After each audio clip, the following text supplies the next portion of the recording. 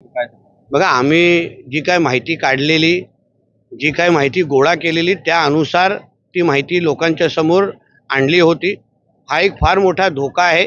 वक्फ board सारखा हा जो काही कायदा आहे, काय जो बोर्ड आहे, तो आपल्या देशामध्ये आपल्या देशाला इस्लामिक राष्ट्र बनवण्याच्या दृष्टिकोनातून पाऊल टाकण्यासाठी हे सगळे प्रयत्न हे लोकांचे चालू आहेत. सुदैवाने आज आपल्या देशात आणि राज्यात हिंदुत्ववादी विचाराचं सरकार आहे. हिंदुत्ववादी विचाराचे प्रधानमंत्री आणि मुख्यमंत्री आहेत. तुम्ही विचार करा, अगर महाविकास आघाडीचं सरकार असतं तर आतापर्यंत आपल्या सिंधुदुर्गाचे 50-60% जमिनी किंवा 156 जे आपण ते त्या वक्फ बोर्डला देऊन पण टाकले असते. आज जिल्ह्याचे तिन्ही लोकप्रतिनिधी, जिल्ह्याचे खासदार हे सगळेचे सगळे महायुतीचे आहेत, हिंदुत्ववादी विचाराचे आहेत आणि म्हणूनच लोकांनी ह्याबद्दलच्या जनजागृती करावी. असलेली आपली जमीन जे काय त्या यादीमध्ये आलेली आहे, आता त्या यादीच्या पलीकडे काय हे लोकांनी मस्ती केली आहे काय तेही आम्ही तपासू, पण असलेली जमिनीची बद्दल माहिती घ्यावी. कोण कुठल्या कागदावर तुमची सही घेतायत ह्या गोष्टीवर लक्ष घालावं. संबंधित ग्रामपंचायती, संबंधित अधिकारी, ग्रामसभेमध्ये कुठले कुठले ठराव होत आहेत ह्याही बद्दलची माहिती घेतली पाहिजे. तरच ह्या सगळ्या बाबतीचा विचार करायला पाहिजे. कारण का हे मोठं जे षडयंत्र आहे, त्या षडयंत्रामध्ये हिंदू समाजाला आपल्या या देशामध्ये कमी कसं करायचं, आकडा कसा कमी करायचा, यावर हे सगळ्या गोष्टी प्रयत्न असल्यामुळे आपण जनता म्हणून, नागरिक म्हणून सिंधुदुर्गच्या जनतेने सतर्क राहिलंच पाहिजे. मी जिल्ह्याच्या जनतेला विश्वास देतो.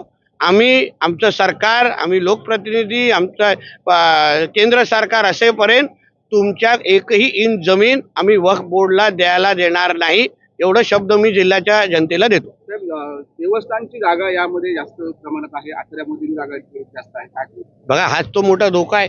म्हणजे आज आपल्या ज्या देवस्थानाकडे आपण सगळ्या आस्थेने पाहतो, म्हणजे मुंबईपासून ते कोकणापर्यंत देवस्थानाच्या छोट्या मोठ्या सगळ्या पूजेला आपण आवर्जून उपस्थित राहतो.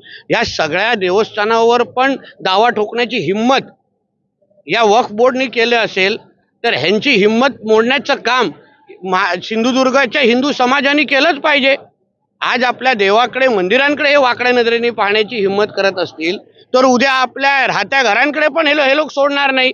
म्हणून या सगळ्या बाबतीमध्ये अभ्यास करून मीही संबंधित प्रशासनाशी बोलणार आहे, पोलीस खात्याशी बोलणार आहे, जेणेकरून अशी ही जी काय मस्ती सुरू केलेली आहे ही हिंमत कशी तोडता येईल यावर निश्चित पद्धतीने पावलं उचलली जातील, एवढा विश्वास जिल्ह्याच्या जनतेला देतो.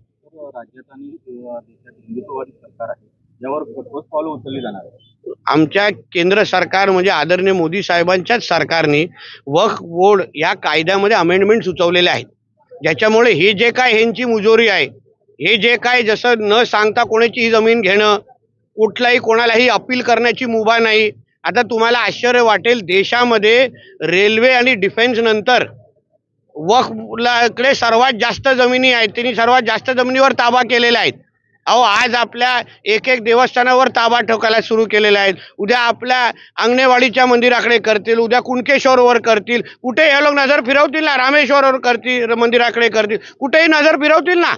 म्हणून अशा पद्धतीचा म्हणून मी सुरुवातीला बोललो, आपलं नशीब चांगलं आहे की आपल्याला हिंदुत्ववादी विचाराचं केंद्र आणि राज्य सरकार असल्यामुळे हे लोक आता जास्त हिंमत करू शकणार नाही. आम्ही जागृत आहोत, आम्ही सतर्क आहोत आणि आम्ही असा कुठलाही इस्लामिक आक्रमण आपल्या देशावर सहन करणार नाही.